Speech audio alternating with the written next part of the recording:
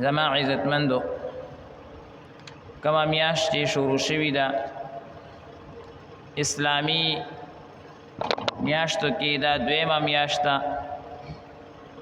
او دې میاشت ته د سفر میاشت هغه ویل کېږي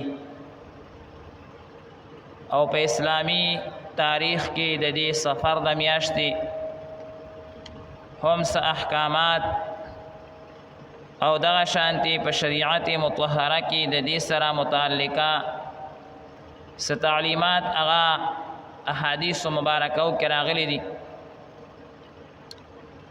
سفر میاشت کې د بعضې خلکو څه توهمات دي، شکونه دي چې هغوی وایي چې یاره د سفر دا میاشت نعوذ بالله دا ښه میاشت وایي نه ده، او اکثر خلک په دې سفر میاشت کې واده خادي هغه سپیره ګڼي او دا عقیده لري چې یاره دې کې بلاګانې نازلېږي، دې کې چې کوم دی نو څه مصیبتونه راځي، غمونه راځي. دا خبرې اکثر د سفر د میاشتې متعلق هغه نقل کېږي. بعضې حضرات ټوله میاشت هغه سپیره ګڼي او بعضې داسې دي چې اول تاریخ نه واله 13 تاریخ 12 تاریخ پورې د سفر میاشت دا ښه نه ګڼي او په دې کې چې کوم دی ماشومان هم بهر نه پرېږدي، په دې کې زنانه هم د شپې نه بهر نه راوځي او د ډېرې زنانو نه دا خبره هم هغه را رسېدلې ده چې هغوی د سفر په میاشت کې د ماښام او د ماسخوتن مونځ هم هغه اکثر نه کوي او د سحر مونځ هم نه کوي، و یاره دی کې بلاګانې را کوزېږي. د دې متعلقه څه احکامات هغه ستاسو وړاندې عرض کومه او دا زما ذهن کې ځکه راغله چې په دې هفته کې دننه ډېر داسې واقعات هغه مخې ته راغله چې د اکثرو خلکو نه دا خبره ما واورېده چې هغوی وایي یاره دا میاشت درنه میاشت شروع شوې ده او څوک وایي خرابه میاشت شروع شوې ده، نعوذ بالله. غلط نسبتونه د میاشتې ته کېږي. نو د دې میاشتې احکامات چې احادیثو مبارکو کې څه راغلي دي، قرآن مجید کې اشاره شوې ده، هغه به ستاسو وړاندې ذکر کړم. الله تبارک وتعالی قرآن مجید کې فرمایي ما یفتح الله للناس من رحمت فلا ممسک لها، چې الله تعالی خلقو ته یو رحمت او مهرباني هغه را رسول غواړي، د هغې څوک بندونکی نشته. وما یمسک فلا مرسل له من بعده، او کما خیر او برکت خوشحالي چې الله تعالی د انسان نه بندی یعنی دته نه را رسي، هغه دته څوک را رسونکی نشته د الله نه علاوه، ځکه الله تعالی غالب دی او حکمت والا ذات دی. دی آیت مبارکه کې دا خبره واضحه شوه چې څومره خوشحالۍ راځي هغه هم د الله تعالی قبضه او قدرت کې دي، څومره تکلیفونه راځي هغه هم د الله تعالی د طرف نه راځي او د الله تعالی قبضه او قدرت کې دي.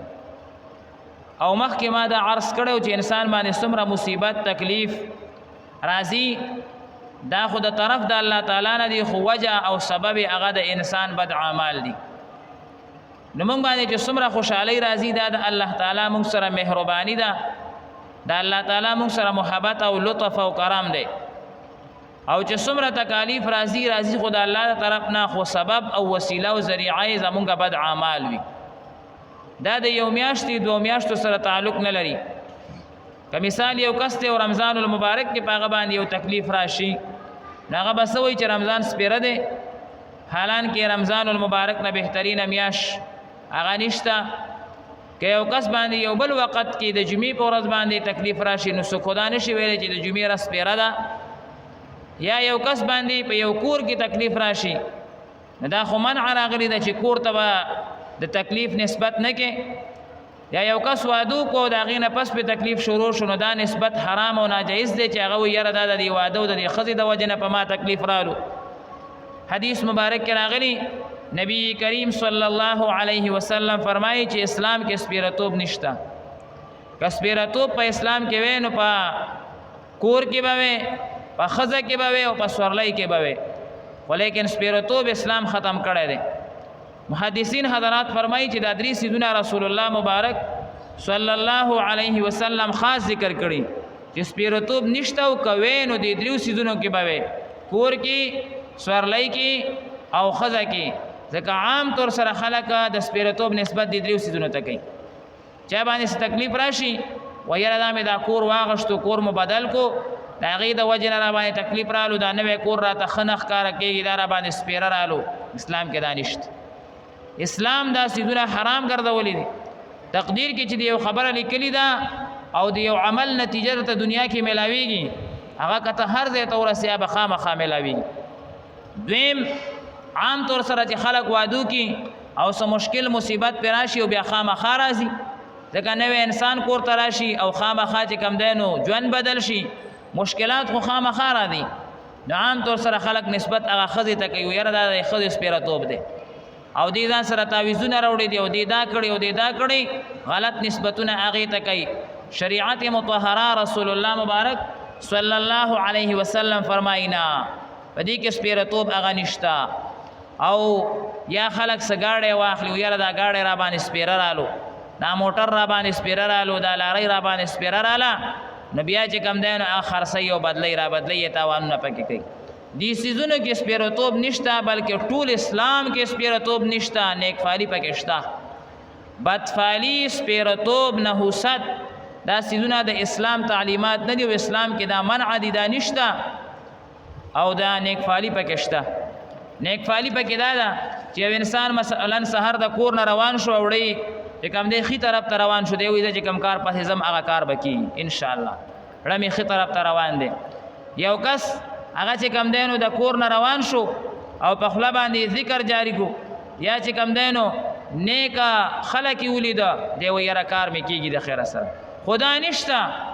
که بد کس یې ولیدو یا چې کم دی نو ګس طرف ته روان شو یا څه، دی وایي چې دا سپېره شو، دا کار نه کېږي. نه، دا نشته. ښې طرف پکې شته، ښه طرف پکې شته، ښه فال اسلام کې شته، خو بد فال، سپېرتوب، نحوست دا د اسلام کې نشته. نبی کریم صلی الله علیه وسلم فرمایي لا عدو ولا طیرته، اسلام کې سپېرتوب نشته. عدوه پکې نشته چې یو مرض بل مرض ته ور ورسي، بل چاته ولګي، دا الله تعالی لګي. بل چاته مرض لګونکی هم الله دی، اول کس ته چې مرض لګېدلی دی دا هم الله تبارک وتعالی هغه چې کم دی لګولی دی. یو حدیث مبارک بعضې خلک ذکر کوي، وایي نبی کریم صلی الله علیه وسلم ویلی دی که چا ما ته خبر راکو چې د سفر میاشت تېره شوه نو زه به د جنت خبر ورکوم. دا یو حدیث مبارک دی، بعضې خلک دا را نقل کوي، وایي د سفر میاشت هغه سپېره ده، دا کومه میاشت اوس روانه ده. وایي ځکه نبي علیه السلام وایي من بشرني بخروج سفر بشرته بالجنه، که څوک دا ووایي چې یاره د سفر میاشت تېره شوه او ما ته خبر راکو نو زه به ورته د جنت خوشخبري ورکم. د دې حدیث متعلق محدثین حضرات هغه ډېر جوابونه کوي او ډېرې خبرې فرمایي. بهترین جواب هغه دا دی او خبره دا ده چې د ربیع الاول په میاشت کې نبی علیه الصلاة والسلام د دنیا نه انتقال کړی دی، نه پس چې کومه میاشت روانه د ربیع الاول ورته وایي. ربیع الاول کې نبی علیه الصلاة والسلام د دنیا نه انتقال کړی دی او وفات یې شوی دی. نو اوس نبی علیه السلام وایي چې که چا ما ته وایي چې سفر ختم شو، ربیع الاول شروع شو، زه به د جنت خوشخبري ورکړم، ځکه چې زما د الله سره ملاقات شروع کېدو والا دی، د دنیا نه روان یم، الله سره مې ملاقات کېدو والا دی. دا معنا نه ده چې سفر سپېره دی. د سفر میاشت سپېرتوب په دې حدیث کې نه دی ذکر، دا ذکر دی چې د سفر میاشت ختمه شوه، ما ته چا خبر راکو ربیع الاول شروع شو، نو زما د الله سره د ملاقات میاشت شروع شوه، نو زه به د جنت خوشخبري هغه ورکم. سفر سپېره نه دی، ځکه مسلم شریف کې روایت دی، نبی کریم صلی الله علیه وسلم فرمایي، حضرت جابر رضی الله تعالی عنہ د نبی علیه الصلاة والسلام نه نقل کوي چې حضور او فرمایل د سفر په میاشت کې نه نحوست شته، نه پکې بلا شته او نه پکې سفر مپر شته. تو کوئی سفر پکې راکوزیږي او چې کم دی ګل سفر پکې راکوزیږي او پلان کې بلا پکې راکوزیږي، حضور فرمایي دا پکې نشته، نه پکې سپیرتوب شته، نه پکې بلاګان شته، نه پکې بوت او دیوان شته، نه پکې جنات شته. دا ټولې خبرې هغه چې کم دی نو عبث دي، دا خلکو د ځان نه هغه جوړه کړي دي، ځان نه جوړ کړي دي.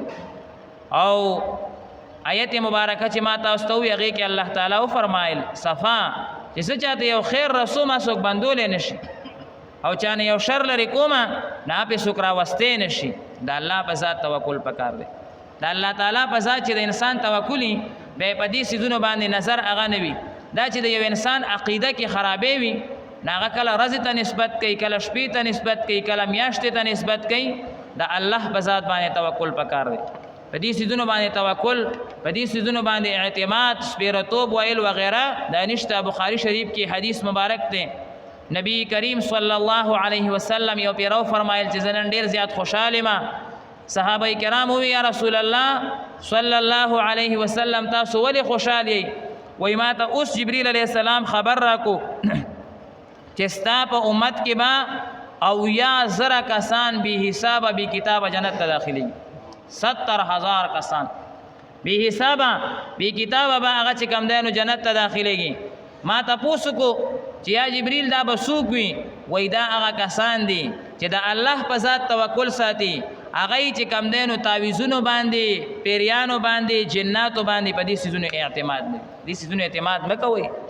د الله په ذات توکل چې څوک ساتي بې حسابه بې کتابه به جنت ته داخلېږي. په تعویذونو او په پیریانو په دې څیزونو سبا خو چې څوک معمولی څه تکلیف راشي مونځ به نه کوي، را به شي تعویذ راته وکړه، سپیرتوب راغلی دی.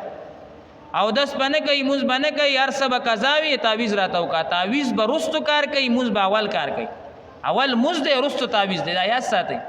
تعویذ نفل دی، مستحب دی، ښه کار دی. که چاو کو ښه ده، که چاو نه کو نو څه ګناه یې نشته.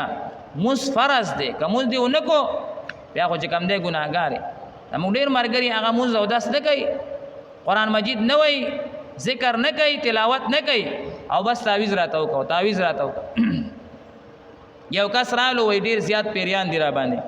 مې د پیریانو علاج آسان دی. شیخ ادریس صاحب نیکه مبارک دا وظیفه ښودلې ده او هغه ګارنټۍ سره وایي چې دا وظیفه کوئ تاسو د کور نه مکمل پیریان ختم شي، خو وظیفه به خپله کوئ، په مونږ به نه کوئ. وایي وظیفه به خپله کوئ، هر څوک یې کولی شي. چې په چا پیریاني هغه د هغه کور والا، د هغه بچي، ټول په کور کې یو 3-4 کسه روزانه د 70 ځله آیت الکرسي وایي، مکمل پیریان به ختم شي. روزانه 70 ځله آیت الکرسي هېڅ شی نه دی. یعنی غونډ 10 منټه ټایم پې باندې نه لګي. مونږ چې چا دا وظیفه وښایو وایي خیره تعویذ راته وکړه، وظیفه نه شو کولی، یا دا راته ته کوه، نو بیا مونږ چاته څنګه وښایو؟ مونږ خو چاته ځکه وظیفه ښایو نه چې اوس مثال وظیفه زه تا ته وښیم او راته وایې ته. نو شیخ ادریس صاحب مثال داسې وي چې ډاکټر د دوایو لیکي او ډاکټر ته وایي چې تی خوره او زه به صحیح کېږم، نو څنګه به سم شي؟ نو وظیفه به ته کې. نو مونږ چې چاته ووایو یاره 70 ځله آیت الکرسي وایه د کور نه او مکمل پیریان، دیوان، جنات، هر څیز به ختم شي. وایي نه تعویذ راته وکړه، تعویذ راته وکړه. بیا تعویذګرو باندې ګرځي، لکونه زرګونه روپۍ ورکوي. د دې اسانه وظیفه ده. 70 ځله آیت الکرسي. یو ملګری کور کې طالبات دي، لوڼې عالمات دي، هغه وایي یاره زموږ د کور کپړې شلېږي، نوي نوي جامې هغه مونږ بکس کې کېږدو، هغه وشلېږي، پیسې روکو شي. ما ورته 70 ځله آیت الکرسي شروع کړي. 3 لوڼې دي، هغه ټولو دا وظیفه شروع کړه، هرې به 70. ما ته هفته پس وایي هغه مصیبت ختم شو. تقریبا 3-4 کاله وشو. اوس مې هم کله کله دا وایي نشته، هغه مصیبت ختم شو. دا باقاعده عمل کول پکار دی. نبی علیه الصلاۃ والسلام فرمایي چې دی هغه توکل والا خلک 80,000 کسان چې د الله په ذات باندې توکل یې پنو رو باندې څه باندې توکل نه ای به بې حسابه بې کتابه هغه جنت کې داخلېږي. د الله په ذات باندې توکل کو، میاشتو ته غلط نسبت نه کو او ورځو ته غلط نسبت هغه نه کو. میاشتو کې هېڅ خرابې نشته او چې کم دی نو ورځو کې هېڅ خرابې نشته، ټول د الله تعالی طرف نه دي. د الله په ذات بروسا او توکل، د چا په ذات باندې، د چا د الله تعالی په ذات باندې توکل شو، نو الله تعالی فرمایي ومن یتوکل علی الله فهو حسبه. د دین لوی ټکی اړوشته الله وایي څوک زما په ذات توکل وکړي بس زه به ورته کافي شم، الله به ورته هغه کافي شي. بهرحال دا د سفر مبارکه میاشت شروع ده. په دې میاشته کې دا توهمات، دا شکونه او دا چې یاره دا ماشوم د دې وجې نه ویرېدو چې دلته سفر را کوزېږي، بلاګانې را کوزېږي، مصیبتونه را کوزېږي، زنانه د دې وجې نه ویرېده او کور نه وتل نه دي پکار او دا نه دي کول پکار او دا نه دي کول پکار دا ټول توهمات دي څنګه چې باقاعده عام نورې میاشتې پاکې او مبارکې دي او خوشحاله دي نیک فالۍ والا دي او رحمتونو والا دي دا د سفر مبارکه میاشت هم هغه د خوشحالو میاشته ده او باقاعده په دې کې هر عمل کول پکار دي ذکر کول پکار دي تلاوت کول پکار دي په دې کې توهمات او شکونه چې دې کې بلاګانې دي مصیبتونه دي تکلیفونه دي دا سوچ او دا عقیده حرام او ناجایز ده الله تعالی دې موږ ته د عمل توفیق نصیب فرمایي الحمدلله رب العالمین والعاقبة للمتقين الصلاة والسلام على أشرف رسله خاتم أنبيائه وعلى آله وأصحابه أجمعين ربنا ظلمنا أنفسنا وإن لم تغفر لنا وترحمنا لنكونن من الخاسرين وصلى الله تعالى على خير خلقه محمد